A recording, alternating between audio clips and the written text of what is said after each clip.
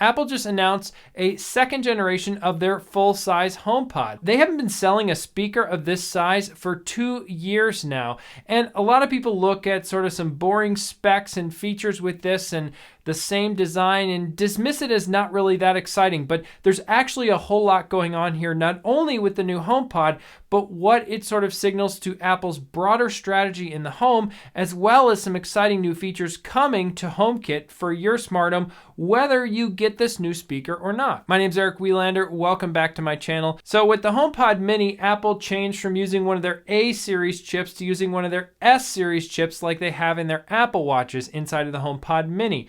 And that's the same with the new full-size HomePod. It has an S7 chip, and this chip debuted with the Apple Watch Series 7 in 2021. Now, because this is a system on a chip that takes care of a lot of different things at once, it means that the new HomePod doesn't support things like Wi-Fi 6 or Wi-Fi 6E. It's stuck on 802.11n as well as Bluetooth 5.0. And I do find it interesting that Apple tends to be marketing this as having Apple Silicon, not necessarily the S7 chip. Powered by Apple Silicon. I think the S7 is maybe a little bit underpowered if Apple hopes to sell this same speaker for years to come, but they're clearly spending a lot of money on the internal speaker technology. There's a 4-inch high excursion woofer for clean bass, as Apple's calling it, and there's also 5 beam forming tweeters. Now, this is down from 7 from the previous full-size HomePod, but I imagine it would still sound pretty good. It's a lot more capabilities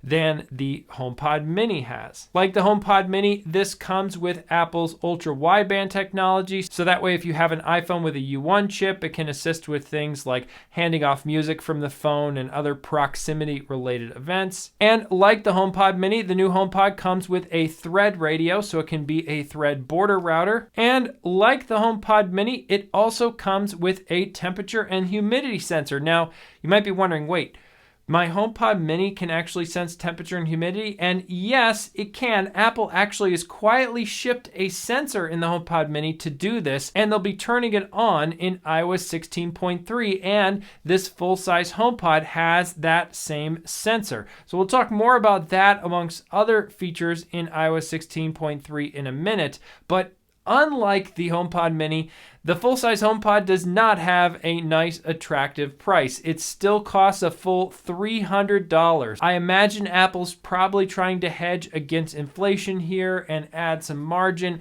but it's still pretty expensive for this new speaker. You can get the HomePod in 2 colors, white or midnight, and it seems like the midnight color is just black, although Greg Joswiak, Apple's head of product marketing, tweeted that he loved the new midnight color, so maybe it is more like the midnight colored MacBook Air in person that has this kind of purple hue to it that doesn't really photograph well, and based on the specs, it's basically the same size as the original HomePod and a little bit lighter. But I think if you were to stop there with just running through some of the specs, it would be kind of underwhelming and you'd be missing the bigger story. And one of the interesting pieces here is, how is Apple positioning this HomePod? How are they trying to sell it to you and me as consumers? Well, the first thing, of course, is immersive audio. And that's really nothing new from the original HomePod as well as the HomePod Mini.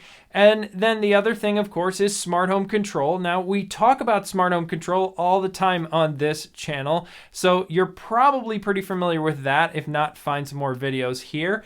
But the TV speakers is a really interesting thing. Now, initially when Apple announced the feature to enable your HomePods to be speakers for your Apple TV, I was very skeptical. You see, Apple has a bunch of different apps or other features they've done over the years where it seems like someone or a group of people inside the company become politically powerful enough to sort of push for a particular thing to happen. Like you can see the Clips app or the Music Memos app or these other things that Apple tries and then it sort of loses momentum and then gets stopped. Maybe you could argue the original HomePod might have been like that at one point in Apple's history. And with TV speakers, I was fearful this looked like one of those experiments that was going to go away someday. And the other key thing it was missing when it first launched was it didn't have eARC, or Enhanced Audio Return Channel, with HDMI. But now that feature is also in beta, and it's been in beta for a little while,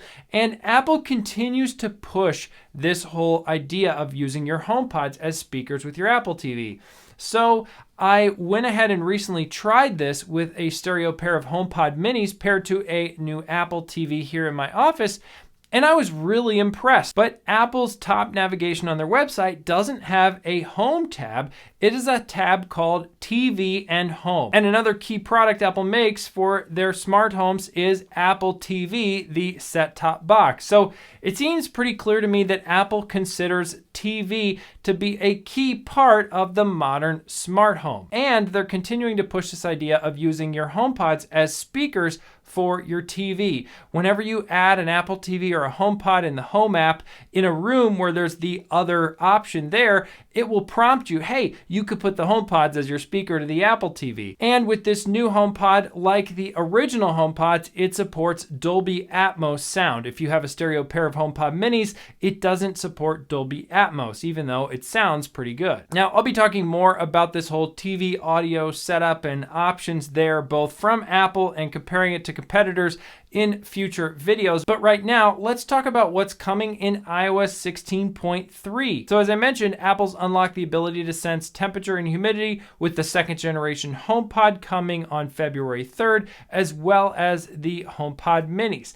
And this is great because getting extra sensors for your smart home is really helpful for automation, but it's just more money you have to spend. And oftentimes, those sensors, like temperature sensors, require a battery to operate. And as someone who has a smart home with lots of sensors around, keeping track of which sensors need new batteries at any given point is a pain. And so having a temperature and humidity sensor inside of the HomePod that is constantly supplied power is a nice benefit. And it sounds like, based on the press release and other things, that Apple will be adding some more features to the Home app to do more automations around temperature ranges or humidity ranges. Now, it's hard to say exactly how accurate this temperature sense will be, let's say, compared to something like the Eve Room, which has a very accurate temperature and humidity sensors in it. And that's because Apple also cautions that if you're playing lots of loud audio on your HomePods for long periods of time, it might degrade the accuracy of these sensors. So I have to see if there's more trouble buried behind the fine print there on Apple's website. Apple also mentions, though, that it takes some time for these HomePod sensors to calibrate to their environment. So you won't see the readings in the Home app right away after setup. Another key feature that Apple unveiled with these new HomePods is sound recognition. Now, it seems like this is exclusive to the second generation HomePod and not the HomePod mini or original HomePod. If I miss a detail there, please mention it in the comments below. But either way, one of the other interesting pieces here is that Apple's saying that this new feature on the new HomePods will require the new home architecture. Now, I haven't talked about this on this channel. I never actually made the leap to the new architecture. I was kind of cautious about it, but Apple released and then unreleased a completely new foundational architecture to HomeKit that you could upgrade to if all of your Apple devices were on the latest operating systems. And for some people, this caused a lot of problems and unreliability. So clearly Apple is committed to moving forward with that. It's just a matter of when they can actually roll it out reliably. And then it sounds like this feature of sound recognition will be nice to have, where then if you have smoke alarms or CO2 alarms that go off, those don't have to be smart.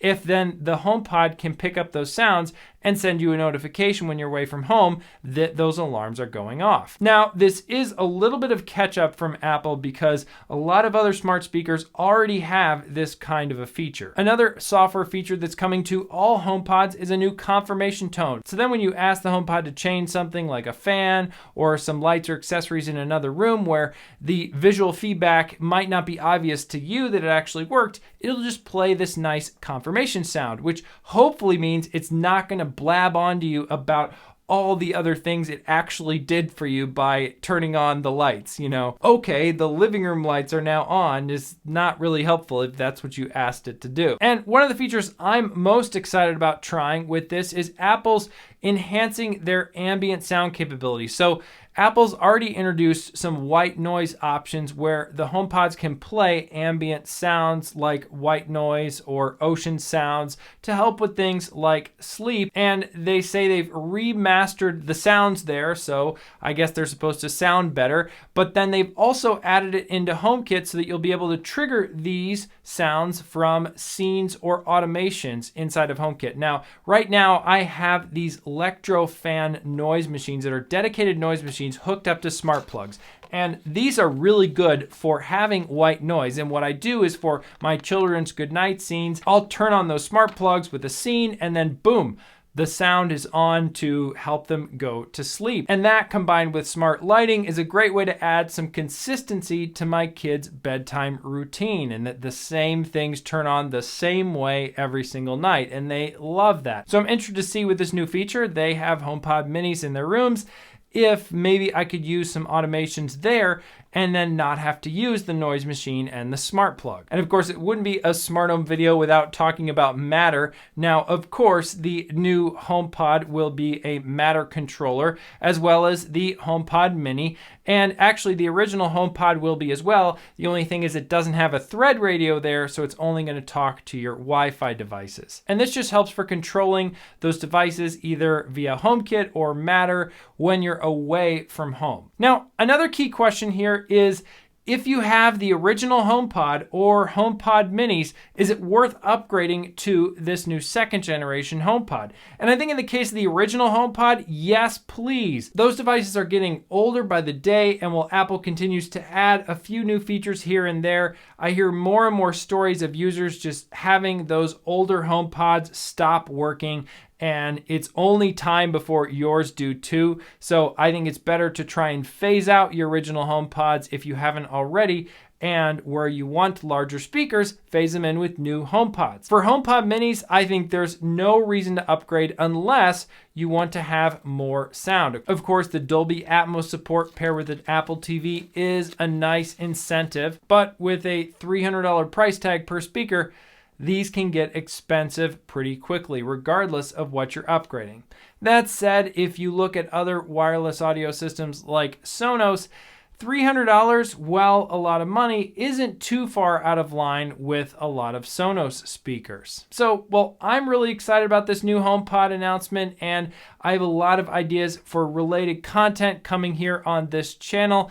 Not everybody is amped up. Some people are a little disappointed. What do you think of this announcement? What features excite you? Are you thinking of upgrading some of your speakers to these HomePods? Have you gone all in with another ecosystem like Sonos?